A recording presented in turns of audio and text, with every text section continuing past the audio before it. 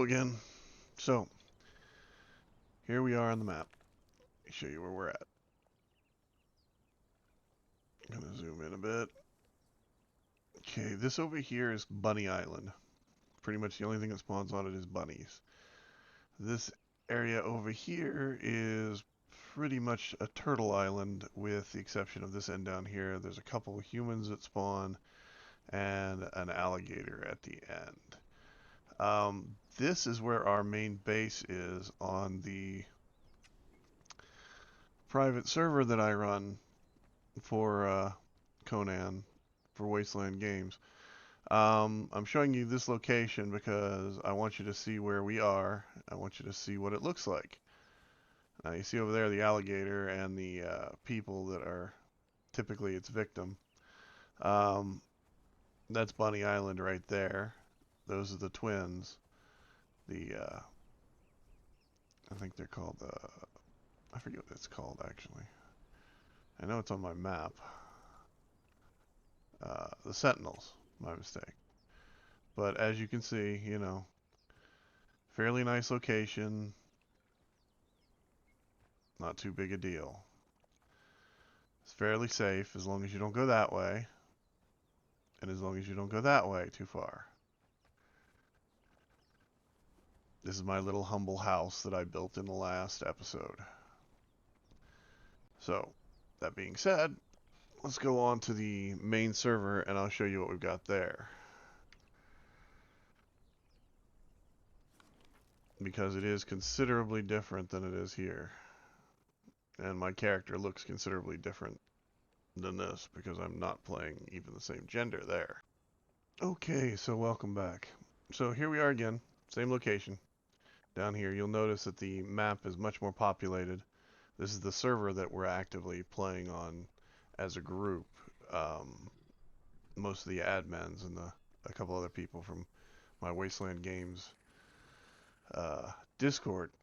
Now, I'll go ahead and zoom in a little bit here, and you can see this is the same area. The Bunny Island is right here. The island with all of the turtles on it is right here. And this right here is the Sentinel, which is just down the way. So let's go ahead and do a little bit of a comparison. This is that same location.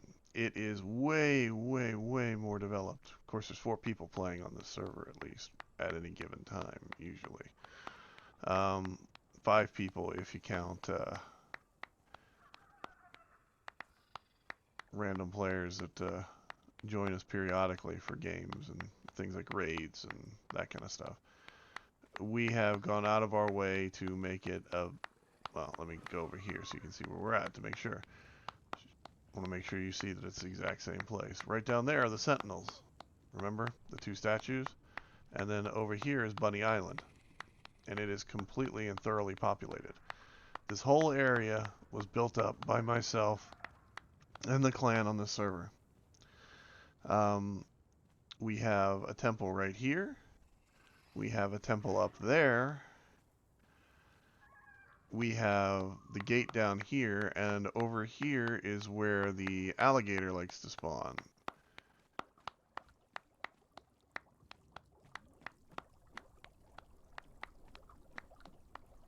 See, that's where the people are right there that typically get attacked by him. Now, on the server, we have used that as a farming tool to gather personnel for this base. So basically, most of the people that are here came from either that location or other locations around the map that we have brought here and convinced to join our military and work for us. We've also got golems, plenty of animals. We built an apothecary, a fully functioning bar. This place is, no, I'm not going to say it's a little overdeveloped, but it's a tad bit more developed than what my baseline server is.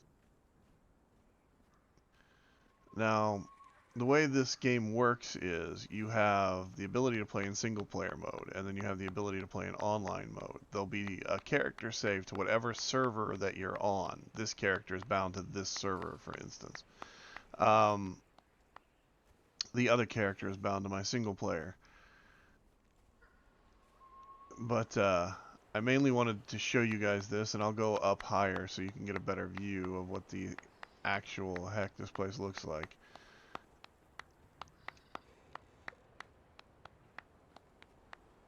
Because it has undergone a bit of a rebuild, so to speak. See over there's Bunny Island. We put torches out periodically in different locations to mark paths and things that we need to be wary of, or just areas we need basically for general movement. The column of light means that the temple has reached its max level, and the player that manages that particular temple has activated that column, which basically on PvP servers functions as a beacon so that everyone on the server will get that little icon on their map. Let me show you here. Wrong button. Okay. See, these little icons here are map markers for temples. Whenever you have one that's fully evolved, you'll get the option to activate that column of light beacon, so other players will be able to see it from a distance. You can see another one over there in the distance. See the red light?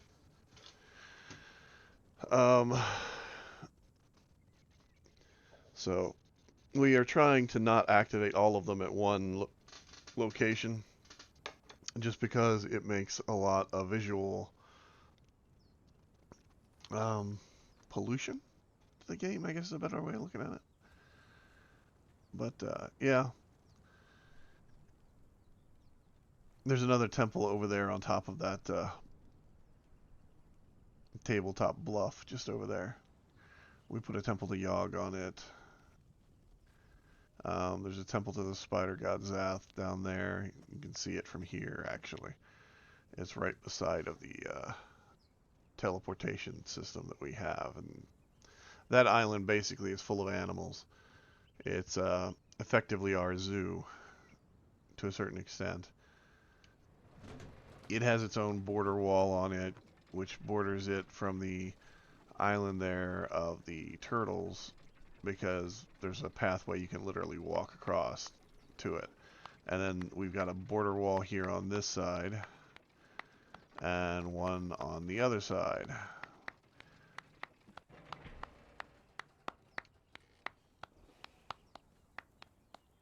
Astrid, so all of the buildings originally were the sandstone material, like this one right here. And Astrid's house, which is this one right here, she went through and began upgrading it a while back. The one next to it, which is still attached to the workhouse, which is what that one is. And I'll show you what I mean by that. Basically, in this game, there are a lot of workbenches, and I mean like a ton of them. These are all workbenches. These are all thralls that we have employed to work these benches for us. The higher their skill level, the more things unlock on the bench. Some recipes are completely unavailable to you unless you have a thrall on the bench of a certain level and skill rank. There are ranks 1 through 3 of thralls, and then there are named thralls, which are technically rank 4s. The named ones are harder to get, meaning that they are more durable when you try and collect them. They're also usually in areas where it is harder to deal with, meaning that they are in towns or at least in small villages, so it makes it a little bit more complicated to deal with getting them. This is a modded server. There are several mods at play, everything from the mini-map and the UI mod up here in the corner to other breaking stations for employees, such as this woodpile here, or places to tame animals, which is this little blanket here. Um, we have gone through a lot of different mods trying to find ones that work well together and play nicely together. And they did up until this recent update. Now there are a few issues which we are trying to resolve as mod authors update their mods, and also by contacting mod authors and letting them know about issues with their mods that they might not even be aware of because of the changes that Funko made to the game itself. Um, so the server isn't precisely stable. Um, it's not bad, but the more people you get on it, the worse it gets. Um, so there is that.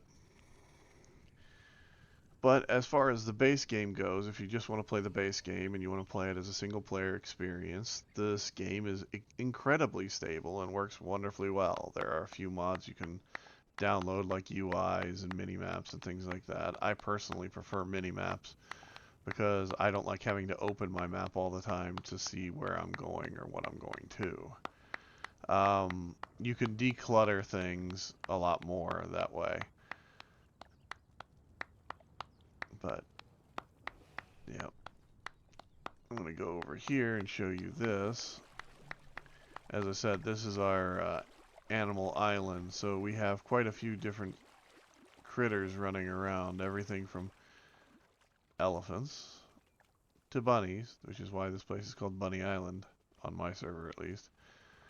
We've got gorillas, we've got saber-tooths, we've got scorpions, alligators, horses, those ape turtle hybrid things that are running around, rhinos.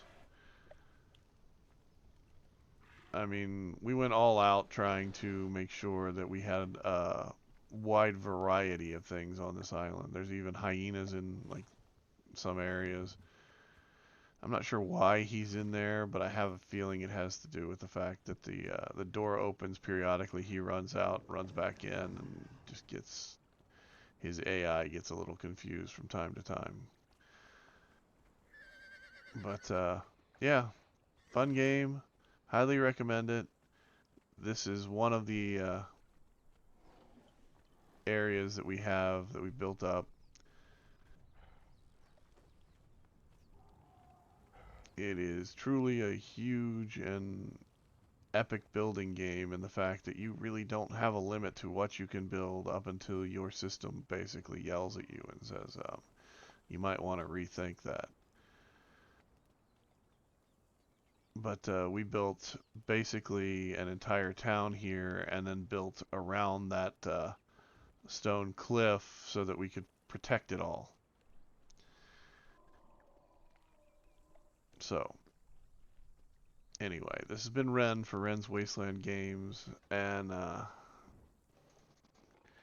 hope you find this game fun. I certainly do. I've been playing it for a while now, and I've played a lot of games where eventually you run out of content and you have to make your own fun. It's easier to do it in a game like this where the constraints are a little bit more loose. You can always find something you want to do. You can find something you can do just running around without even paying attention to it. They update fairly frequently, about once every 3 months. You get a major update. Um, they do DLC periodically. I've noticed that the time frame on that varies, but on average is about every 6 months. So, yeah, it's a lot of fun. They went to this battle pass format, I think, so they could cut down on the amount of time between DLC drops, because that way you're constantly getting something out of it. And they're constantly getting a revenue stream, which I totally get from a game developer point of view. Makes sense. The only problem is that if you're going to run a beta of your server online, I would appreciate you to at least properly implement the, how should I put it, improvements in a way that doesn't break pre-existing games or saves. They haven't done that here, but they have in the past implemented some things that have not worked out well. Or they've done an update that has borked their game in such a way that it totally required them to reset and restart servers from like a weekend prior because it just totally broke down. At least they did that on the public servers. On private servers, it's not as big a deal. You have the ability to control and manipulate your own saves pretty well, um, thanks to G Portal and a couple other hosting sites. But yeah, keep that in mind whenever you play any online game. And as always, have fun.